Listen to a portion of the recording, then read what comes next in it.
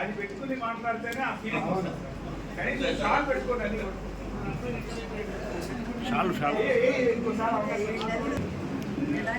Sir, యాక్చువల్గా నా retirement December 2025, but జెడ్ఆర్ఏసి ఇది చివరిది కాబట్టి ఈరోజు సన్మానం చాలా అదృష్టంగా భావిస్తుంది. ఎందుకంటే రాష్ట్ర స్థాయి ఇద్దరు ఉన్నతాధికారులు, డైరెక్టర్ ఆఫ్ రీసెర్చ్, అలాగే డైరెక్టర్ ఆఫ్ ఎక్స్టెన్షన్, అలాగే అసోసియేట్ డైరెక్టర్ ఆఫ్ రీసెర్చ్, అలాగే మిగిలిన జిల్లా అధికారులు, ఇంతమంది ఉన్నతాధికారుల చేతుల మీదుగా ఈ రిటైర్మెంట్ ఫంక్షన్ చేయించుకున్నందుకు చాలా సంతోషిస్తున్నాను.